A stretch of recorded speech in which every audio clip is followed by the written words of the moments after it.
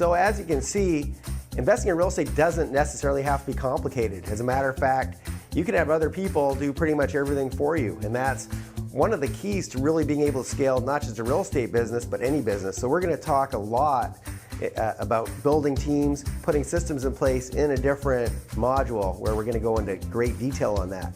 But in case you decide you want to do this on your own, which may be your passion, I'm going to give you a few pointers because there's a lot of different landmines and pitfalls, different things that could potentially go wrong. And trust me, I'm speaking from experience because I screwed up on all these things at one point in my career, which is why I put different things in place to protect myself. So number one is if you're investing remotely, which I recommend you do, of course, then you're going to have a good team. And part of the challenge with getting a good team is when you're not there, they may not be looking out for your best interest. So I'm going to give you an example. I remember back a number of years ago, I was investing quite heavily in the Phoenix, Arizona market. And I had somebody call me up, and she wasn't yet my client, and she had bought a property in Phoenix, and she said, Mike, you know, you're always talking about Phoenix and how great a market it is. Are you having trouble getting tenants? And I said, no. As a matter of fact, we have a long waiting list of tenants, and they're waiting for us to get more properties. And because at that point, Phoenix had gone up, the amount of competition was getting really fierce. It was getting tough to find properties, but tenants were really easy to come by. And she goes, well, you know what? My property manager's been looking for 4 months for a tenant. She can't, you know, my property manager can't seem to find anybody for this property. And I go, well, you know what? We've got a whole lot of tenants waiting. So even though you're not my client, I don't normally do this, but I'll help you fill the vacancy. And so I sent my property manager over to look at her property. And when he got there, there was actually somebody living in the house, and this person had been paying cash to the property manager, and the property manager was telling her it was vacant. So you have to be very, very careful to make sure that your teams are looking out for you, they're on your side, and a lot of that comes from leverage. And so to give you an example, you know, in Atlanta, which is my current favorite market as of this time, my property manager is looking after 750 properties for both myself and all my clients that have bought homes through us worldwide. And if I were to hear the same story where, you know, Anthony was collecting cash and pocketing it, he doesn't lose one paycheck. He's going to lose 750 paychecks. And we're pretty much his only client. So there's a lot of reason for him to bend over backwards to take care of my clients and make sure they're very happy. And we treat him very well too. We wouldn't want to lose him. He doesn't want to lose us. So you have to be careful when you're building your team to make sure you got the right people in place. And you might also want to put, you know, people to check up on your teams. So that's just one of many things that can potentially go wrong if you're investing remotely. So keep an eye out for that. I also want to give you a couple of pointers. You know, when you're choosing tenants, once again, I recommend that you have a property manager do this. You don't do this on your own. But one of the things that I teach my property managers to do is in every contract, before people move in the contract that they sign, we're putting in the rental agreement that we're coming into the home every 90 days to replace the furnace filter and the battery and the smoke detector. And a lot of times the prospective tenants will say, oh, no problem, we'll just do that ourselves. Well, we don't allow them. We say, you know, the insurance company insists that we go in there and take pictures of the property. The reason we do that is not because we really care about the battery and the smoke detector and the furnace filter. The main reason we go in there, or we put that in the contract, is that if a tenant's planning on doing something they shouldn't be doing in your property. I had one of my properties turned to grow up. They were growing marijuana in the basement. By the time we figured it out, it was a very expensive bill to fix that property, get it back up to standards. So we want these people to not move in the first place. And the best way to get rid of a bad tenant is to have them not move in. Another really cool trick and that I've learned over the years that I also get my property managers to do in the cities that we work in is, first we do a whole bunch of different checks. First, we're going to check their criminal background. We're going to check their credit. We're going to see what kind of tenant we're potentially putting in our property to start. But before we go and give them the go-ahead and say, yeah, you're approved, we want you to move into 123 Main Street, my property managers will show up at their existing property where they're currently renting, and unexpectedly, they don't tell them they're coming, and they'll knock on the door and go, I'm sorry to bother you, I just happen to be in the neighborhood, I need one more piece of paper signed. And the reason we do that, there's nothing really on that piece of paper that needs to be signed. The reason we do that is we can see exactly how they're treating their current property. If we get there and there's a dozen, they said they have no pets and they have a dozen dogs running around the property, we can catch that before they move into your home. If the grass is up to your knees, whatever they're doing to that property is a pretty good indication of what they're going to do to your property when you put them in there. So the best way, as I mentioned, to get rid of a bad tenant is to make sure they never move in the first place. And so those are some little pointers that will save you a lot of headaches, a lot of money. That alone, I mean, this alone, those tips will pay for this course, just if you follow those instructions. So those are just some of the little things that my teams already do. So if you're buying through me one of the turnkey properties, that's already taken care of for you. But if you try to do this on your own, make sure that you have the right people, the right systems, and you know some of these little things that are going to make all the difference in getting the right tenants. Because things like vacancy, for example, they're going to lead, vacancy leads to expenses. Obviously you have no money coming in when the properties are empty, and if you get the wrong tenant, you're going to have some pretty big bills. You're going to have to, usually you're going to have to at least clean in most cases, but you're maybe repainting, changing carpets. It gets expensive when properties go vacant. So you want to make sure that you get the right people in there so you're not going to have headaches. So those are just a few of the pointers. Now, as you know, I'm a really big fan of creating a portfolio of properties that all generate cash flow. Like I said, they're all little piggy banks. They spit out money at the end of every month. And if you're really smart, you're reinvesting that money. You're saving it up to get your next down payment, to get your next property. So you're not always taking money out of your pocket by going to a JOB. I don't want you to have to do that. If you love working, great. But I would rather have your assets help you create more assets. And so buying strategically makes makes so much sense, picking the right markets. All the stuff I taught you earlier about what to look for before you pick what market you want to get into is so important. But let's say you don't have that much money to get started. Maybe you're barely have enough to get by as it is. Well, there's ways to make money in real estate even if you don't have a lot to get started. And one of my favorite strategies is something called tax deed auctions. And a tax deed is basically if somebody hasn't paid their property taxes in 3 or 4 years, the county eventually is going to have to put their home up for auction. The county needs this money for their police, their fire, the roads. They can't keep their schools open without the property tax money that comes in, without that revenue. So in places such as Texas, which is my favorite place to do this strategy, in cities like Houston, which is called Harris County, every first Tuesday of the month they hold an auction. And the the opening bid is for whatever the back taxes owing were. So I've seen some of my students pick up single family homes for like $7,000, condos for like $3,000 and $4,000. You get vacant lots for almost nothing, for less than probably my restaurant bill last night. So you don't need a lot of money to get started. But best of all, even if you had no money, there's a whole bunch of people with money sitting in their bank accounts right now. And it's a lot easier, instead of trying to go to work and save money. Usually as people try to save money, house prices are going up faster than they can save. And so there's a bunch of people with money sitting in their bank right now as we speak that don't have a clue how to invest.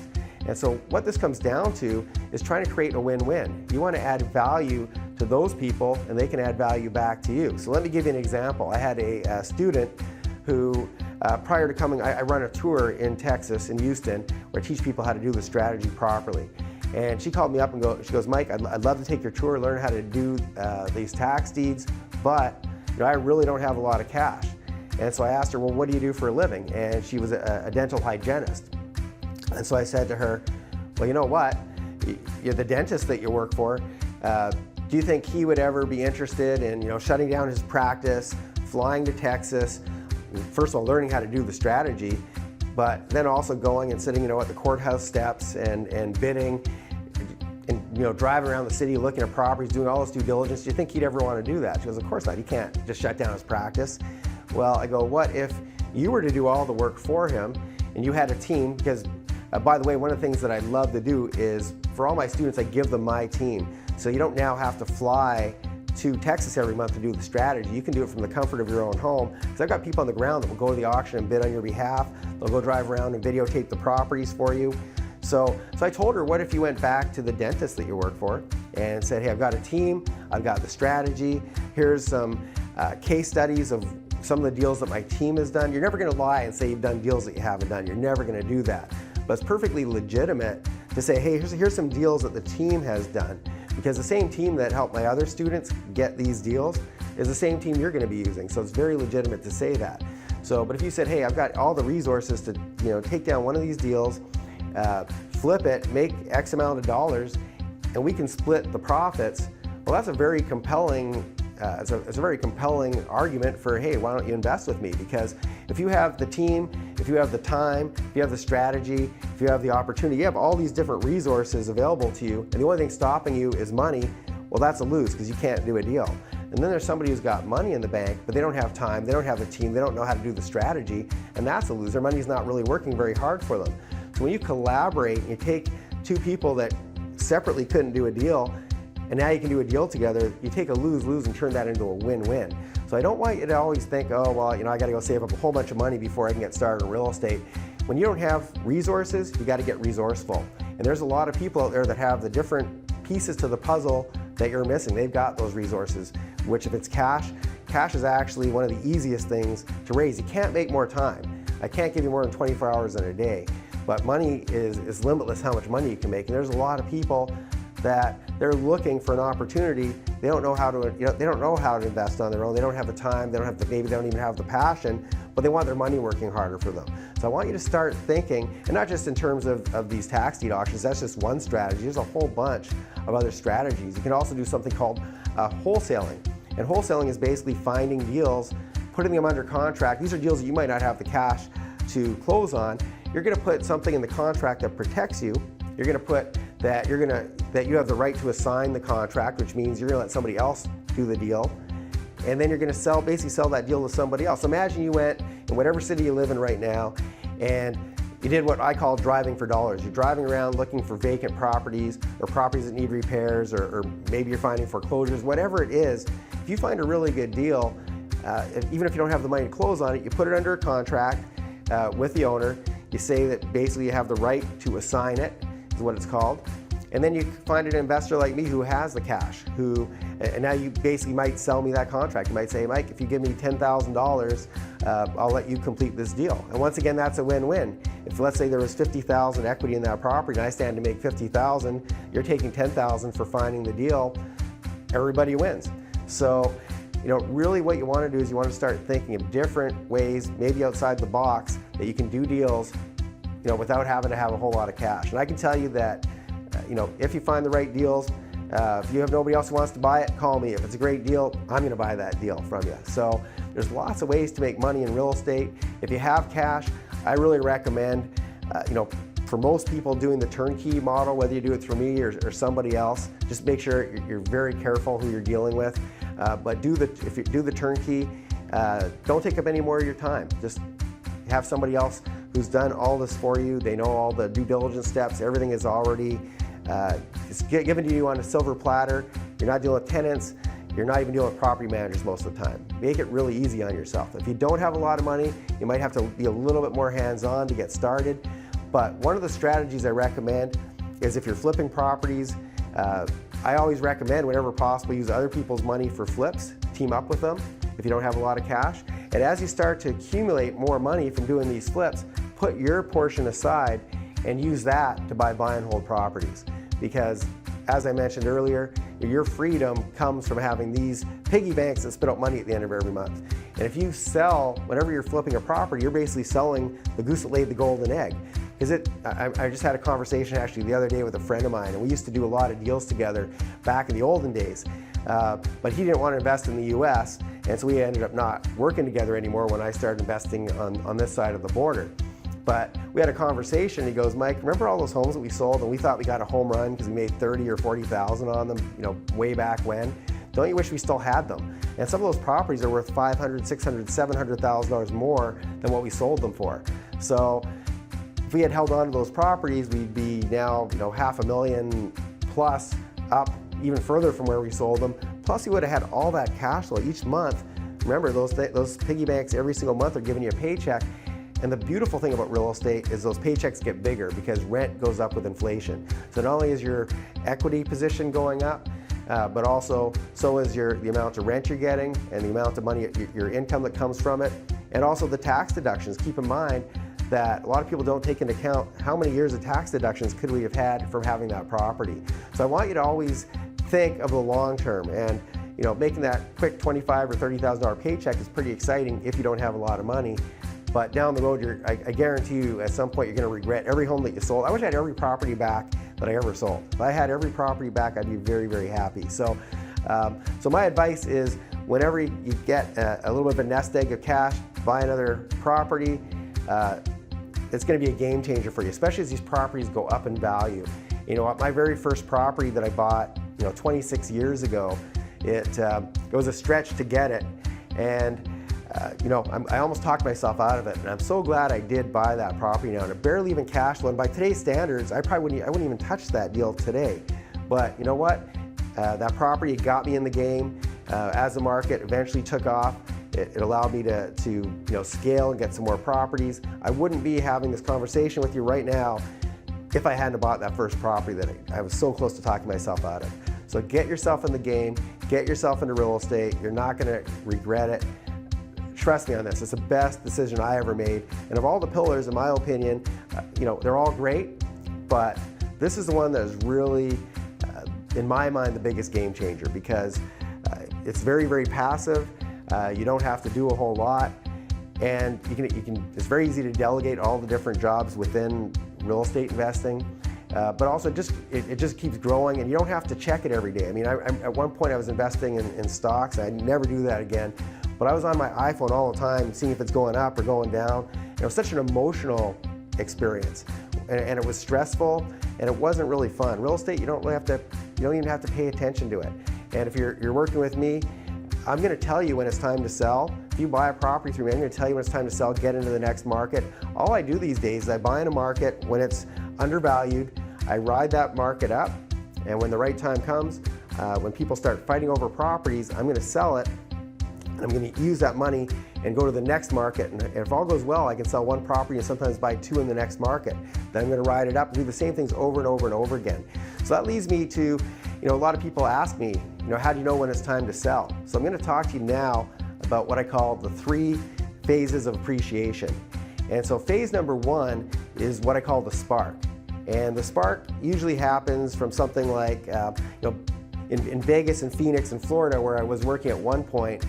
Basically what happened is Warren Buffett went on CNBC, and he said if he had the manpower, he'd buy several 100,000 single-family homes. And Warren Buffett doesn't usually talk about real estate. Usually he says, buy Coca-Cola shares, which he owns a lot of, and he says that, and everybody goes and buys it, and he makes a couple of $1 billion. And he benefits from talking about certain things. When he talks about real estate, he had nothing to gain by saying that. He wasn't trying to sell off a bunch of assets. So when he said that, a whole bunch of people on Wall Street took notice, and they said, did Warren Buffett just say buy real estate? He never talks about that. And all these hedge funds and different types of funds started to pull their money out of the stock market, and they used that to buy single-family homes all over the United States. And what ended up happening is it caused, obviously, upward momentum in the prices, and things started to go crazy in all the cities that these funds started going to. And luckily I was invested in many of those cities before that happened, and I got to benefit from it. So the spark, I believe, in a lot of cities in the United States going forward is going to be just, you're going to turn on the TV, you're going to hear that maybe the big banks are starting to loosen up on their lending. That's the one thing that's really stopping a lot of people from getting into the real estate game right now. So that's going to cause the spark. Things are going to start to go up, but at that point, I'm not selling yet. That's just the beginning. Then we get the second phase. And the second phase is what I call the gold rush phase, where all these investors from all over the place say, oh, well, why are we investing in such and such a city? We should be in Atlanta. And then they jump into the market, they cause another big wave, and the prices keep going up, and it gets much more competitive to buy a property. At this point, I'm still not selling though, because the third phase is what we call the speculator phase. And the speculator phase looks a lot like this. I land at the Atlanta Hartsfield Airport, I hop in a cab, the cab driver says, oh, well, I'm investing in real estate too. And then he drops me off at the hotel, and the front desk clerk is also investing in real estate. And the server at the restaurant's investing in real estate, when every single person is talking about real estate, people that have never done a real estate deal in their life, they don't know the fundamentals, they don't know the stuff that you're learning right here, they have no clue. They're just seeing stuff on TV about how quickly home prices are going up and how the market's shifting. If you don't get in now, you'll never be able to afford to get in. You know, I remember there was an article on the front page of one of the Calgary newspapers once upon a time, back in the boom days, and it said that house prices going up $1,000 per day. And you know, as somebody who owned a lot of property in Calgary at that time, on the one hand I was very excited to see that. On the other hand, when you see that, that's not sustainable. Home prices going up $1,000 a day, that is not sustainable because people's wages aren't going up enough that they can afford to buy these properties. And so now you have all these people reading that, they're saying, oh man, we got to get into real estate investing, and they jump into the market not knowing what they're doing. And what ends up happening is you end up having one speculator who sells to the next speculator, who sells to the next speculator, but there's no end buyers in sight. Nobody can qualify to buy these properties. So eventually it turns the corner, things start coming down, and when that happens, it happens very, very quickly. And a lot of these people get stuck holding these properties, and they end up becoming foreclosures, and they end up losing them. So that's exactly when you want to sell. When everybody's talking about real estate, when all these very unsophisticated investors jump into the market, that's when you want to sell, take your money off the table, move it to the next market. And best of all, if you're working with me, I'm going to tell you when that's happening, because guess what? I'm taking my money off the table. I'm going to call up all my clients and say, this is what I'm doing, you might want to follow suit. So really, really important to know when to get into a market, also when to get out of a market. And you know, the really interesting thing is that real estate is very cyclical. It does the same thing over and over and over again. It's after a while, it's very predictable. So if you came to visit me, I don't have a crystal ball, but if you came to visit me in Canada, let's say, in June, you go, Mike, I don't know why people complain about Canadian weather. It is absolutely beautiful out there. Well, I could tell you with almost 100% certainty that if you came back in December, it would not look like that. You'd be driving on icy roads, it'd be really cold. Once again, I don't have a crystal ball, but I see the same pattern over and over and over again. When you've been in real estate as long as I have, I've seen the same pattern over and over and over again in real estate. We see the same things. So when you should be buying, everybody knows that you're supposed to buy low and sell high. But when things are low, the news is bad, there's a lot of fear in the market, everybody is afraid, and everybody's talking about how bad real estate is because everybody lost their shirt, because guess what? They didn't have those fundamentals. They weren't thinking about things such as cash flow. They were just thinking about, hey, it's going up $1,000 a day. If I hold a property for 30 days, I'm going to make 30 grand. That's all they've got in their mind. And then when the market turns the corner, they've got no other exit strategy. They're stuck.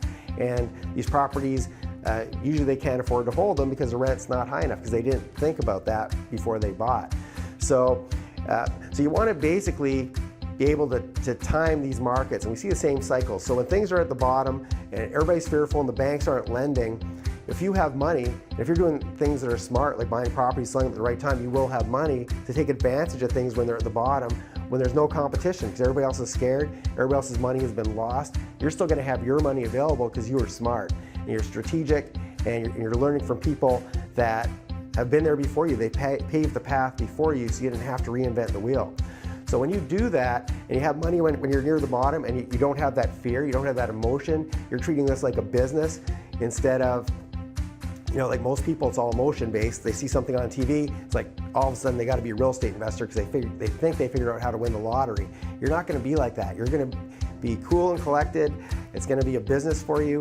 You're going to make smart business decisions, and you're going to buy when it's low when everybody else isn't. And then you're going to ride up those cycles, and you know, everybody's going to probably make fun of you and say, you're investing in real estate, are you crazy? Don't you know everybody's losing their shirt? They're going to say, you're going to hear a lot of negativity when it's at the bottom, and you're going to do the exact opposite of what everybody else is doing, and you're going to get very wealthy from doing it. And that's what I do over and over and over. I move my money from market to market. I buy when it's low, ride it up, watch for those very predictable cycles.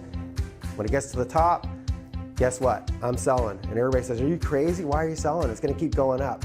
Real estate will always follow a cycle, and it's not ever going to go up forever. There's always going to be a down. There's going to be downs, there's going to be ups. And if you know how to predict it and watch for the signs, you are very likely going to be very wealthy from real estate. So just trust me on that. Another really cool thing I want you to know before we complete this segment is that if you're, especially Americans, you guys have access to your retirement money. You can use your retirement money to buy real estate. In Canada, we don't have that option. So if you're Canadian, There's other things you can do with your money that I'm going to talk about later, but unfortunately you can't use it in Canada to buy real estate. In the United States, you guys have a great advantage. You can be buying it with your retirement money. You can make your money self-directed. I'm not going to get, I don't have time to give you a full course on how to do that, but I want you to make your money self-directed. I want you to get, I'm not a financial advisor. I'm not giving you financial advice, but if my money was in my retirement money was in the stock market or mutual funds, I would be very leery right now and maybe at least examining the possibility of looking at real estate or money lending, which we're going to talk about in one of the other pillars. There's a number of options you can do with that retirement money, but just, I see so many people that will never be able to retire because they're invested in the wrong things, and there always seems to be a stock market crash, and there's this, the scandals happening, and it's just so manipulated. Real estate's the one thing that can't really be manipulated, and people are always going to need a place to live. If you own real estate in the right markets and you're smart with what you're buying, to me, the only way you can lose is if people decide to live in caves again. Because if they're buying real estate, you could be selling to them. If they're renting real estate, you can rent to them. So you want to be the person that owns as much real estate as possible in that portfolio. But once again, you don't want to own just any real estate. You want to be smart. So unfortunately, this whole course is, we can't give you the full, I sometimes speak for 4 days. Just on the tax deed course I give is 4 days long. So, I can make this go on forever. The good news though is because you guys subscribe to this, I've got dozens, if not hundreds of videos online that you're going to get access to for free. We're going to put a link so you can watch all my real estate related videos. And I also want to give you a free strategy session with my team. So we're going to give you, if you have an interest in real estate, I want to make sure that we serve you as well as we can. I can't put every potential, there's a million ways to make money in real estate. I can't teach you all of them in this course, but I want to give you a free half-hour strategy session so that we can see where you're at, where you're trying to get to, and give you the best advice on how to get there as quickly as possible. And that's absolutely complimentary because I just want to applaud you for enrolling in this course. And my passion is real estate, and I want to make sure that if you have an interest in real estate, you're going to be well served, know how to do it properly, and I want to see you, this is a game changer, so I want to make sure you get the gist of what real estate can do for you. So I'm Mike Wolf. Thank you so much for tuning in. I look forward to seeing you in the next module.